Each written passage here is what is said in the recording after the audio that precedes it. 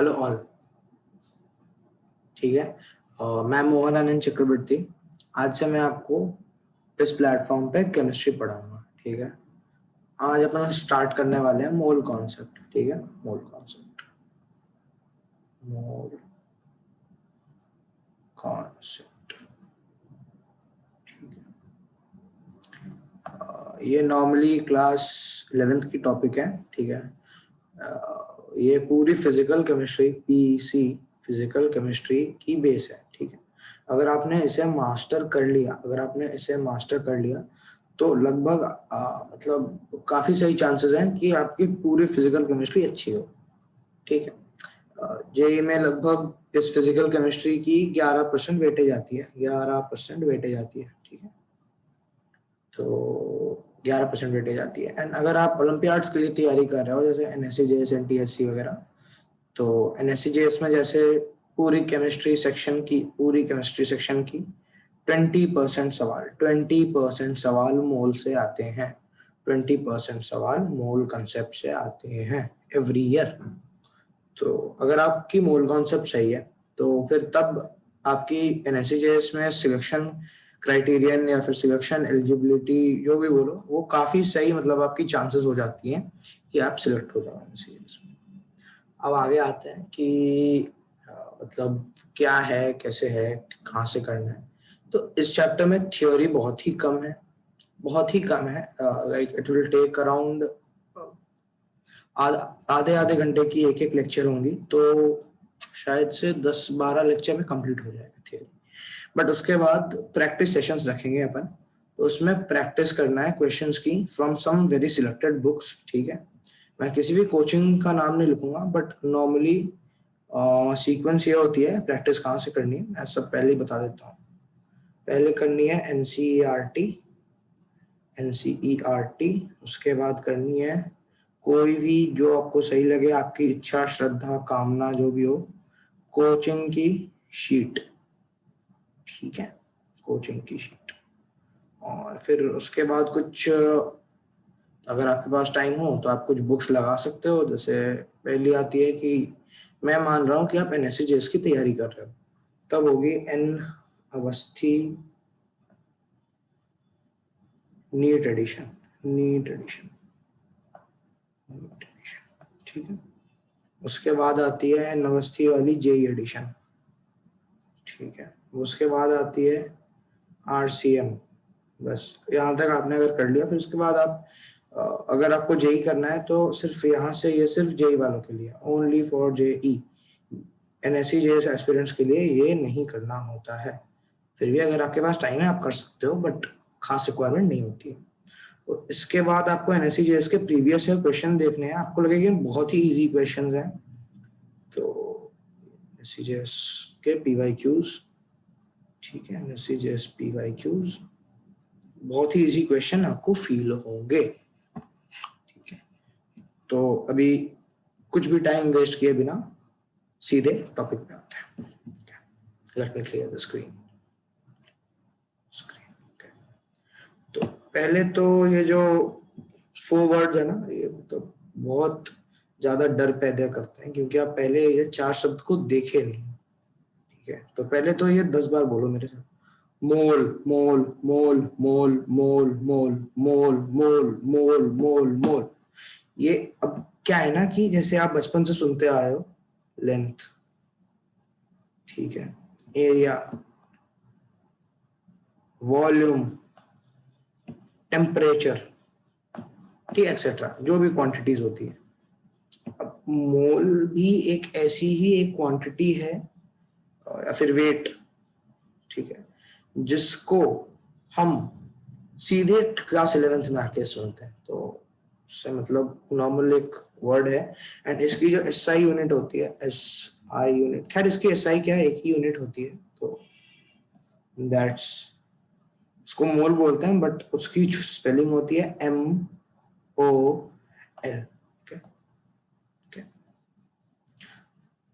और बाकी क्या है कि इसमें प्रॉपर नोट्स नहीं बन रहे होंगे, तो अगर आप खुद से बनाए तो बहुत ज्यादा बेहतर है। बाकी मैं अपने नोट्स भी पूरे चैप्टर के फिनिश होने के बाद मैं अपलोड कर दूंगा। पहले आते हैं कि ये हमने इस वर्ड के साथ फर्स्ट अपना इंटरेक्शन कर लिया है। अब देखते हैं मूल जो शब्द है ये है क्या, मतलब देख तो लिया है, अब इसका मीनिंग देखते हैं क्या है। कि पहले एक चीज बताता हूँ कि जैसे कुछ भी अगर कुछ फल वगैरह हो तो अपन क्या बोलते हैं, एक डजन, ठीक है, डजन, डजन, एक डजन, एक डजन। तो इसका कोई अगर मीनिंग आप थोड़ा सा सोचिए कि इसका क्या मीनिंग हो सकता है, मतलब खैर कोई बहुत साइंटिफिक वर्ड है नहीं तो मैं बता देता हूँ। इसमें होते हैं 12 यूनिट्स को एक, इससे हम लोग बोलते हैं कि एक डजन 12 यूनिट से बनता है। बट अब आता है कि इसका क्या प्रूफ है कि एक डजन 12 से बनता है। ये 10 से भी बन सकता है, ये 10 से भी बन सकता है, ये 8 से भी बन सकता है, ये 6 से भी बन सकता है, और ये इधर 100 से भी बन सकता है। तो इसका क्या प्रूफ है कि आप 8 से बना, मतलब 12 से बना, तो क्या प्रूफ है कि 8 से नहीं बना। तो अब देखिए, जिसने इस वर्ड का इन्वेंशन किया, खैर ये एक यूनिट है तो वर्ड नहीं यूनिट है, उसने बोला इसमें 12 होगा तो 12 ही होगा। खैर इसके लिए मैं आपसे एक लॉजिक पूछता हूँ, खैर आपको अगर समझ आ भी गया होगा, आपका कोई दोस्त या फिर जो भी हो उससे पूछ रहा होगा, आप बस ये पूछना, मान लीजिए आपका नाम राम है, तो why your name is Ram, R A M, Ram.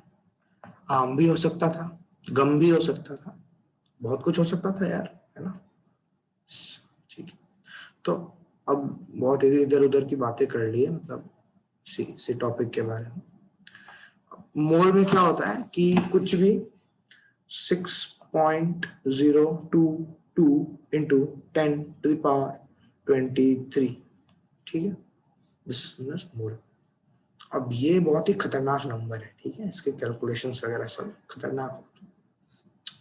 तो अब आते हैं क्या है ये, ठीक है, एक सेकंड। सो ये एक ऐसा नंबर है कि जिससे हम एन बोलते हैं, एन, ठीक है, मतलब इतने कुछ भी होंगे 6.022 इंटू 10⁻23, अगर कुछ भी होंगे तो उसे हम मोल कहेंगे। जैसे एक मोल केला, ठीक है, एक मोल एप्पल। बट क्या है ना, रियलिटी में इतना ज्यादा क्वांटिटी में कुछ होता नहीं है। आप कभी जाओगे मार्केट में तो ऐसा तो नहीं होगा कि आप बोलोगे कि मेरे को अभी 1 लाख टन केला चाहिए, ठीक है।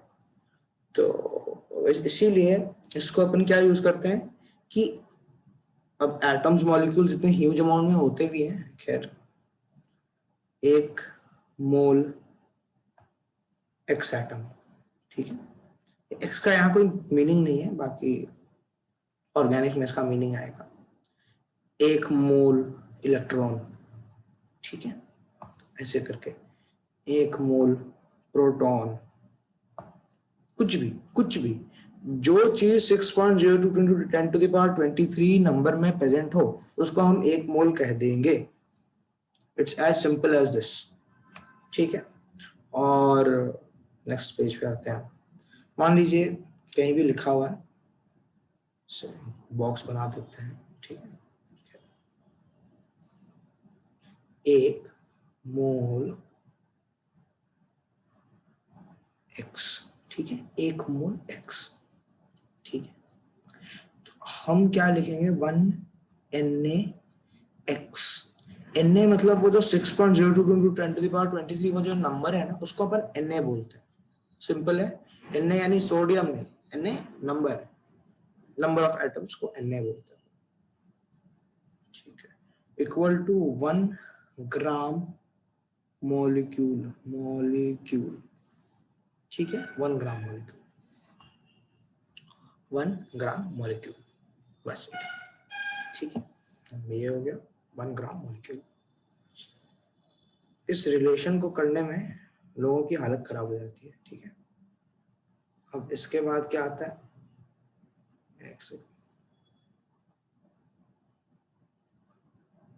हाँ, ठीक है। तो आते हैं इस पे, इसके बाद क्या आता है कि मान लीजिए एक मोल कुछ भी है, ठीक है, एक मोल इंसान है, ठीक है, एक मोल इंसान, इंसान। अब भैया उसका कुछ वेट तो होगा, और कुछ चीज है, मान लीजिए एटॉम है, उसका कुछ तो वेट होगा, केजी में हो, ग्राम में हो, कैसे भी हो, वेट तो कुछ ना कुछ होगा ना। तो उसको अपन क्या बोलते हैं, एक मोल किसी भी चीज का मास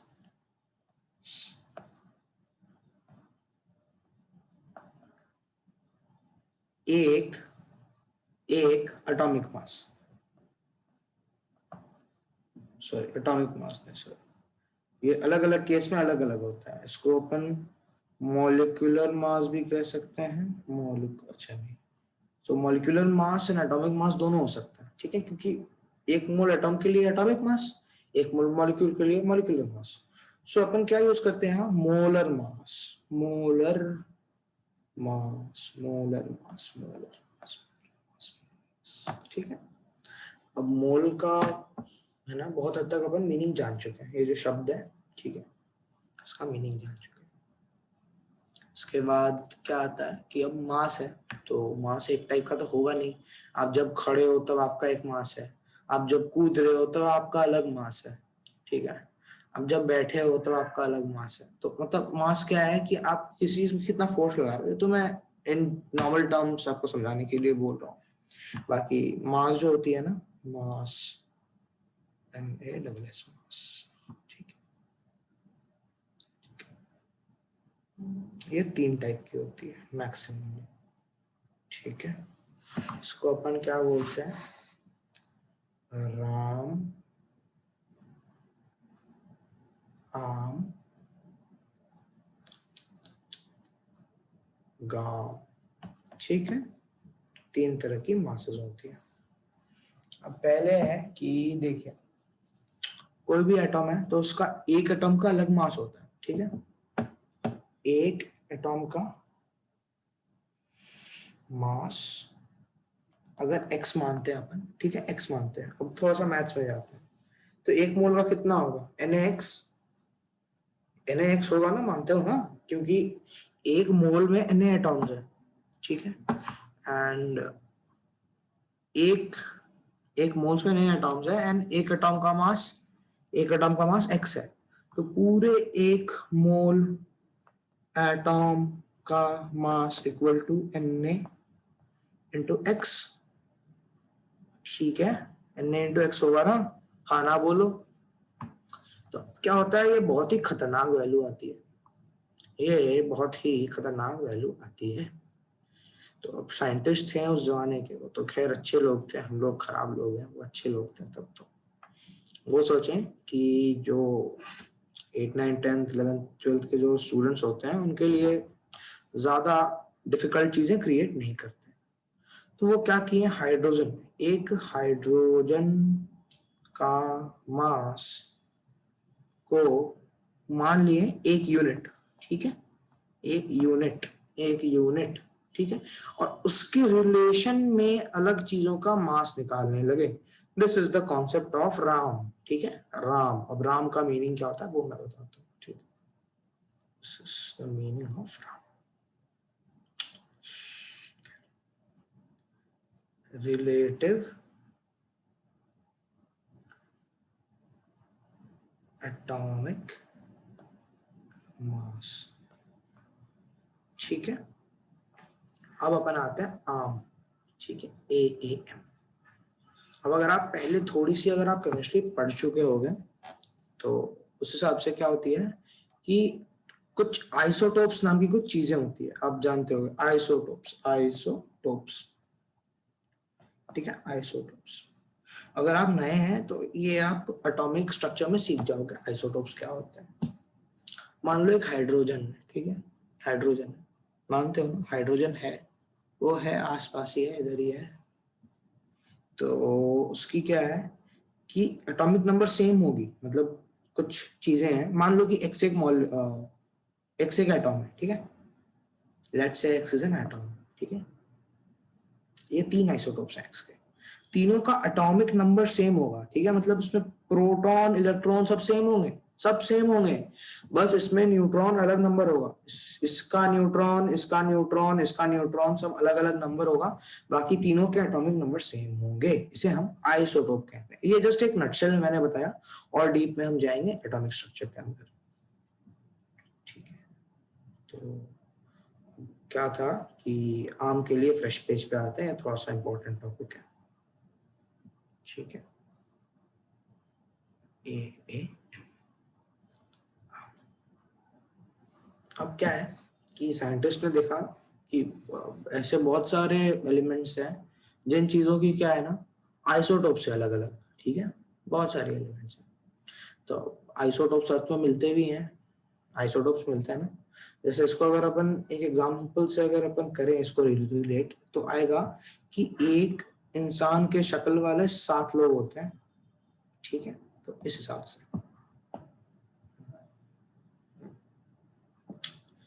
तो अब क्या हुआ कि 3 लोग आए इसके पास कि भैया मेरा भी एटॉमिक नंबर सेम है, मेरा भी एटॉमिक नंबर सेम है, मेरा भी एटॉमिक नंबर सेम है। अब ये रहे हमारे बाबा साइंटिस्ट जो भी। तो इन्होंने कहा कि ठीक है देखते हैं कुछ। तो इन्होंने कहा कि मेरा मास नंबर अलग है, मेरा मास नंबर अलग है, मेरा मास नंबर अलग है। एंड धरती में अगर आप x को खोजोगे तो x1, अच्छा इसको नंबर डाल देते हैं, x1 x2 x3, तो मेरे पाए जाने की प्रोबेबिलिटी है 50%, एकदम सीना चौड़ा 50%। 2 में से एक x1 होगा।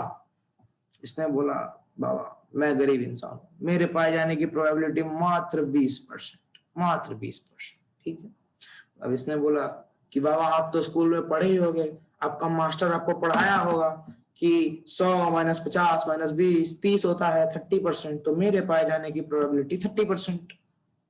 ठीक है, तो बाबा बोले अच्छा ऐसा है क्या। देखिए अब देखिए मेरा मास नंबर अलग है, मेरा मास नंबर अलग है, मेरा मास नंबर अलग है। तो अगर एनएससीजेएस में सवाल आ गया कि एक्स का मास कितना है, तो स्टूडेंट लोग कहाँ लिखेगा, हमारा मास लिखेगा कि तुम्हारा मास लिखेगा कि तुम्हारा मास लिखेगा। तो बाबा बोले टेंशन मत लो, टेंशन मत लो, पहले सब अपना अपना मास बताओ। तो ये बोला मेरा मास है M1, ये बोला मेरा मास है M2, ठीक है, ये बोला मेरा मास है M3। बाबा बोले अब सब जाओ घर जाओ, सब घर जाओ, छुट्टी हो गया, जाओ घर जाओ, घर जाओ। अब बाबा लग गए काम पे। ठीक है, बाबा लग गए काम पे, खतरनाक काम पे, ना सोना ना खाना ना उठना ना बैठना कुछ नहीं, काम पे। अब क्या किए बाबा, बाबा एक सिस्टम बनाए कि कोई भी आइसोटोप का अगर अबंडेंस, अबंडेंस मतलब उसकी की पाए जाने की प्रोबेबिलिटी अगर बी हो, बी, और उसका मास अगर हो n, ठीक है, और मान लीजिए कि तो क्या होगा कि मास होगा ऐसे n1 b1 plus n2 b2 plus इतना इतना इतना n मतलब कितना ठो आइसोटोप है, कितना ठो हम सकल है मतलब। ठीक है, और कितना ठो आइसोटोप है उससे ही फिर कर देना है, डिवाइड कर देना है। इजी है ना, इजी है ना। n से एक सेकंड रुकिए, n से नहीं करना है, 100 से करना है, सॉरी 100 से करना है, 100 से करना है। इजी है ना, n से अलग चीज करने से निकलता है, 100 से करना है। ठीक है, इजी है, बस यही है आम का concept, average atomic mass, average atomic mass. ठीक है, बस। अब इसके बाद खैर आम का भी कॉन्सेप्ट हो गया, राम का भी कॉन्सेप्ट हो गया। अब इसके बाद हम लोग आते हैं गम पे। जिंदगी में बहुत गम है, गम पे आते हैं। पहले इसका फुल फॉर्म लिख लेते हैं, एवरेज एटॉमिक मास। इसमें कहा आएंगे, इसको कहा है ना हम लोग बोलते हैं ग्राम एटॉमिक मास का, गम नहीं बोलेगा, कोई गम नहीं बोलेगा। ठीक है, ग्राम एटॉमिक मास। ठीक, अब ग्राम एटॉमिक मास में आते हैं। पहले तो ये शब्द देखने से क्या आता है ना कि 1 ग्राम, कुछ फीलिंग आती है कि 1 ग्राम। पहले ग्राम का मीनिंग जानते हैं जी, RAM, ये वो केजी वाला ग्राम नहीं है, पहले तो ये जान के रखिए, केजी वाला ग्राम नहीं है। एक मोल को एक ग्राम भी कहा जाता है प्यार से, ठीक है ना। जैसे आपका घर में अलग नाम होगा, स्कूल में अलग नाम होगा, दोस्त लोग कुछ और बोलता होगा, ठीक है, चाहे ऐसा कुछ, तो इसको एक ग्राम भी बोला जाता है। मतलब कोई भी एक मोल सामान का मास को गम बोलते हैं, कोई भी एक मोल आइटम का मास को गम बोलते हैं, ठीक है। अब आप इसको बोल लिए गम, आपके अंदर जितना गम था आप इसको बोल लिए कि भैया तुम ही गम हो, तो इसको ग्राम एटॉमिक मास बोलते हैं। जाके अपना एग्जाम में लिख मत दीजिएगा गम, तो खैर याद करवाने के लिए लिखे हैं गम। तो ग्राम एटॉमिक मास का भी कॉन्सेप्ट हो ही गया, ठीक है। अब आता है चीज, एक चीज होता है जो काफी कंफ्यूजिंग सा चीज है, ठीक है। बाकी आपकी इच्छा, श्रद्धा, लालसा, कामना, आकांक्षा, पूजा अर्चना कि आप कंफ्यूज हो ना हो। बाकी हम जब पढ़े थे तो हम कंफ्यूज नहीं हुए थे, ठीक है।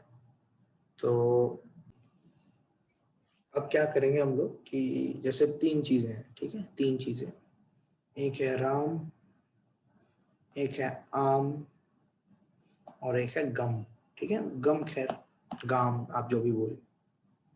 तो ये क्या है, ये तो पहले एक रिलेटिव सी चीज है, ठीक है। रिलेटिव मतलब ये रेशियो है, ठीक है, मतलब कॉमन सेंस रेशियो, और रेशियो इज ऑलवेज यूनिटलेस, ठीक है, यूनिटलेस, वो ये यूनिटलेस होती है, as simple as this, unitless होती है। अब आम आ गया, आम आ गया, तो इसका अपन क्या कर सकते हैं, इसको ग्राम में भी लिख सकते हैं, एएमयू में भी लिख सकते हैं। अब आप पूछोगे एएमयू क्या है, एएमयू हो गया, एएमयू हो गया एटॉमिक मास यूनिट, ठीक है। एएमयू हो गया एटॉमिक मास यूनिट। अब एएमयू को हम लोग क्या बोलते हैं, प्यार से यू बोलते हैं, जैसे मोल को ग्राम बोलते हैं वैसे ही एएमयू को यू बोलते हैं, यूनिफाइड मास यूनिट, ठीक है। तो अब एएमयू और यू का फर्क भी आप समझ ही गए होंगे, तो मिटा देते हैं, ठीक है। और इसको हम लोग ज्यादातर समय ग्राम में लिखते हैं, बाकी लिखने का हम इसको भी एएमयू में भी लिख सकते हैं, लेकिन इसको बहुत ज्यादातर समय हम लोग ग्राम में लिखते हैं क्योंकि ये ग्राम में एक्सप्रेसिबल होता है और एएमयू में बहुत ही खतरनाक सा वैल्यू आता है, ठीक है, इतना तक क्लियर है।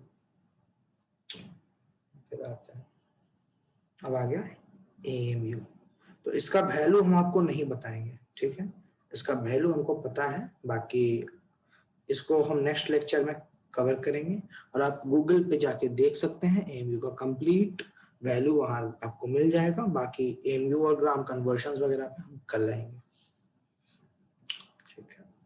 तो अब आती है कि एएमयू जो चीज है, मान लीजिए मास आपका कंप्लीट हो गया, ठीक है, मास कंप्लीट हो गया,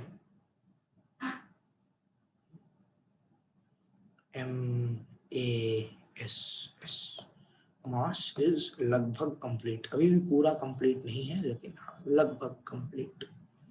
अब क्या है ना कि कुछ चीजें हैं कि आपको करनी है, जैसे मास होता है, ठीक है, मास होता है, तो कुछ एटॉम्स होते हैं, ठीक है, NO, ठीक है, FCl, Br, carbon, etcetera etcetera etcetera, जो बहुत ही कॉमनली यूज्ड होते हैं, उसकी मास आपको याद करके आनी है, मास याद करके आनी है।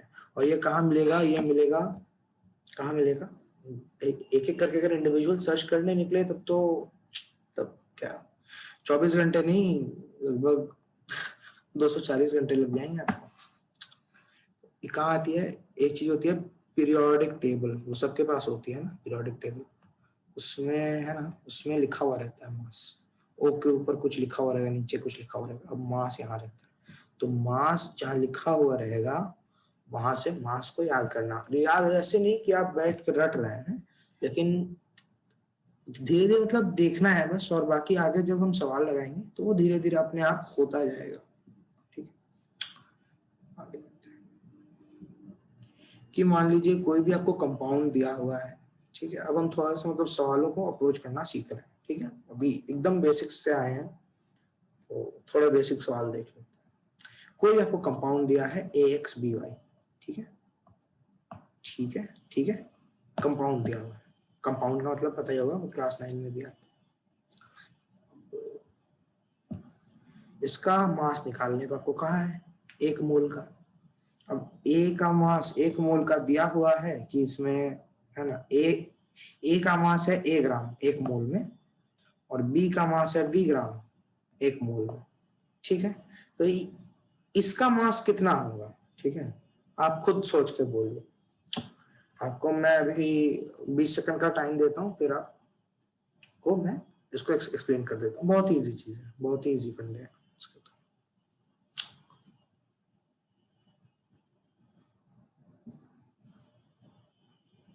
ठीक है, तो ये ऐसे सॉल्व होगा।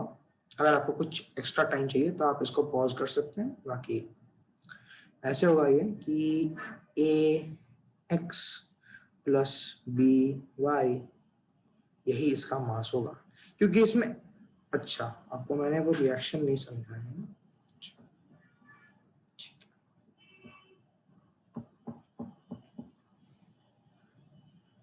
ठीक है, अब पहले हम लोग इंटरप्रेट करते हैं कि इसका मीनिंग क्या है, ठीक है। AXBY मतलब इस कंपाउंड में X मोल्स A है और Y मोल्स B है, ठीक है। क्या है, X मोल्स A है, Y मोल्स B है। इस कोई भी कंपाउंड को ऐसे पढ़ते हैं अपन कि X मोल्स A है, Y मोल्स B। अगर C होगा तो उसको भी पढ़ेंगे वैसे, तो ऑब्वियस सी चीज है। अब A का आपको मास दे रखा है कि अगर वो 1 मोल होगा तो फिर मान लीजिए वो कुछ X ग्राम्स होगा, ठीक है। तो अगर वो N मोल्स होगा तो फिर वो क्या होगा, NX होगा ना तो आता होगा यार। मैं मान के चलता हूँ कि आप 9th-10th की मैथ्स पढ़ी होगे, तो ऐसे NX, ठीक है। एंड सेम वैसे आपको B का मास दिया हुआ है Y, नहीं B का, सॉरी क्या दिया हुआ है, अच्छा N है ना, तो आपको B का मास M दिया हुआ है, ठीक है। तो आप क्या लिखोगे, MY, ठीक है। तो अब ये कंपाउंड तो बन गया। अब आप एक लॉ पढ़े होगा कि मास कभी भी क्रिएट या डिस्ट्रॉय नहीं हो सकता है। तो अब इसकी इतनी मास मतलब total NX plus MY mass react की, तो फिर ये कंपाउंड बना, तो फिर इस कंपाउंड का मास भी इतना ही होगा, NX प्लस MY। सो ऐसे किसी भी कंपाउंड का मास निकालते हैं, ठीक है। क्लियर है, क्लियर है, ठीक।